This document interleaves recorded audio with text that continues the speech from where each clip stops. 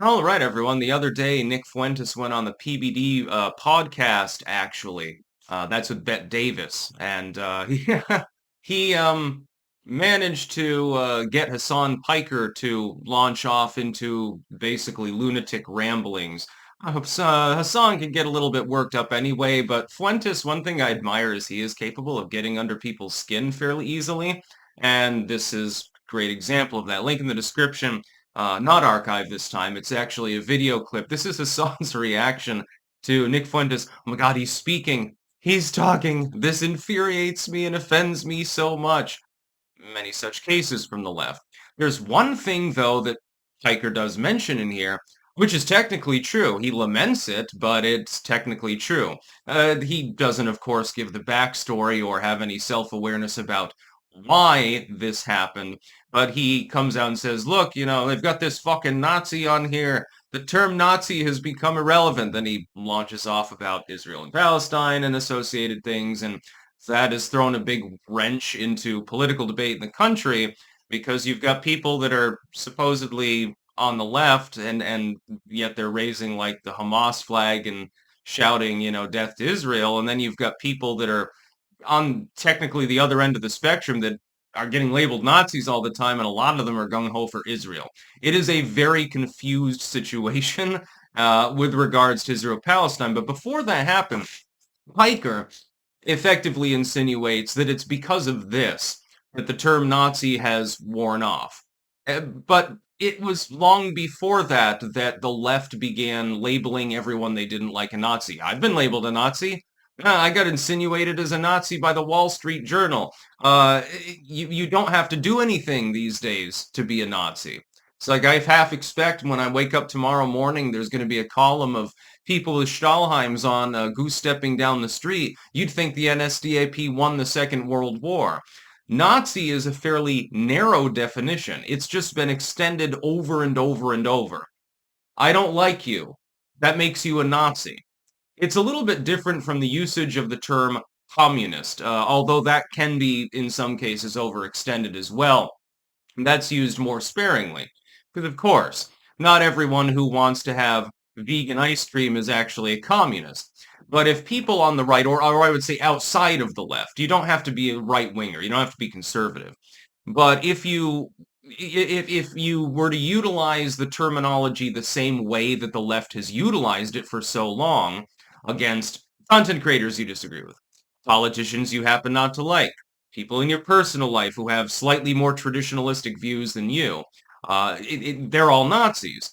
But if you were to apply that to the left, well, then I guess every single one of them would be a communist. Oh, you're a member of the Democratic Party? Well, then you must be a commie. You have one liberal view? Well, then you're a communist. It's a very puristic, very bizarre sort of world that the leftist echo chamber lives in. And there's a reason why I'd rather have the hyper-traditionalistic, very Christian neighbors who may have a problem with me because I'm pagan, but they're probably not going to call me a commie for that. But if I have even like a liberal sweater-wearing NPR cup holder, just a garden variety Gen X liberal next door, they're going to complain about the length of my lawn and call me a Nazi when I don't mow it enough. It's like, well, the Nazis didn't mow the lawn for a while there. Well, there's your evidence. It's basically the way that it works. Fuentes got totally under his skin. Doesn't even need to talk to Piker to get under his skin, nor does anyone else. He's an easily antagonized individual. He tends to go off on a regular basis. By the way, if you look at the chat over on the side, it's getting trolled a little bit more lately. I wonder why. And keep in mind, mm, here's the purism. When Hasan Piker was temporarily prevented from uploading to YouTube, there was, to my knowledge, only one supposedly right-wing commentator that actually said it was a bad thing. Just saying. But Fuentes owned him. It's hilarious. Doesn't even need to talk to the dude to get under his skin. And Piker did admit to the truth, though. So there's improvement, intellectually speaking here. He has finally come to the realization that using the term Nazi is irrelevant. But he attributes it, again, to the Palestine-Israel dynamic and to current politics. This has been happening for a very long time.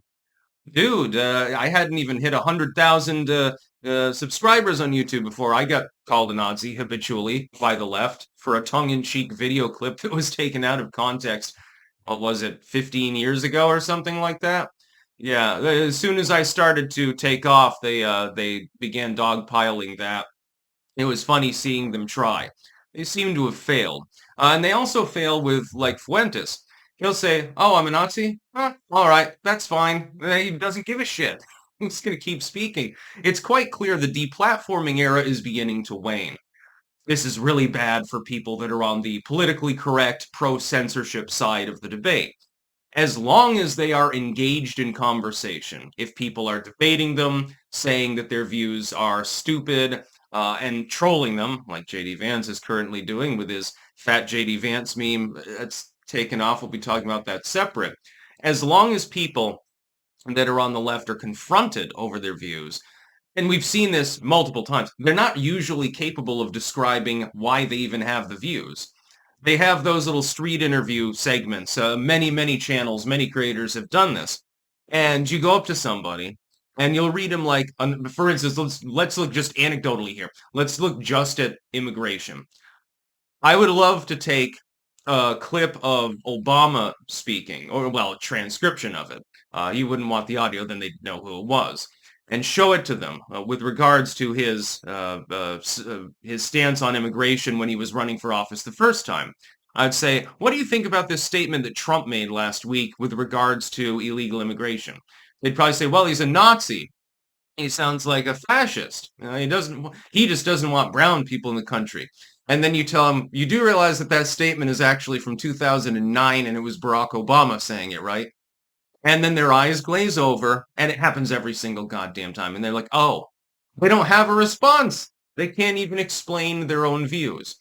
You ask them, hey, what are the reasons why you oppose this law or this idea?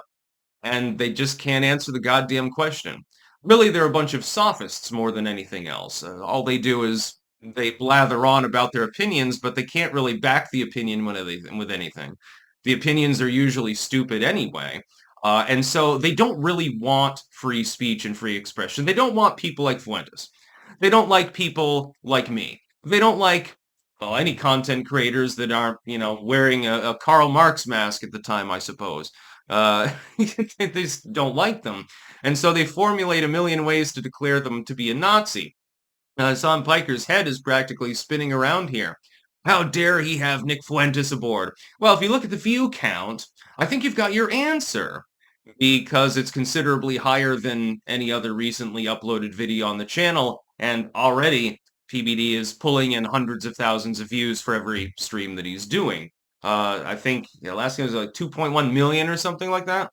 Well, I guess people wanted to hear what Nick Fuentes had to say. And that's the whole point of the whole thing. People want to be able to speak, and people also want to have the right to listen to the people they wish to listen to speaking. That was the whole problem. A big part of the problem with the creator purges and stuff, which now are being kind of reversed, but whatever. The whole problem on one end really had nothing to do with the creator expressing themselves. It had to do with other people not being allowed to actually appreciate the expression, not being able to interact with it. People were banned, people were shadow banned, they still are, I know that I am, algorithmic demotion and harassment and stuff like that. One side, I use that term loosely, is simply trying to speak and engage. The other wants to be able to speak to the exclusion of others speaking and doesn't really want any form of meaningful engagement. That's basically the dynamic that you see here, too. Fuentes is having a good time. He's just talking. He's airing his opinions. Piker has a real big problem with that now, doesn't he? You should watch the clip. It's really funny. That's about all. Peace out.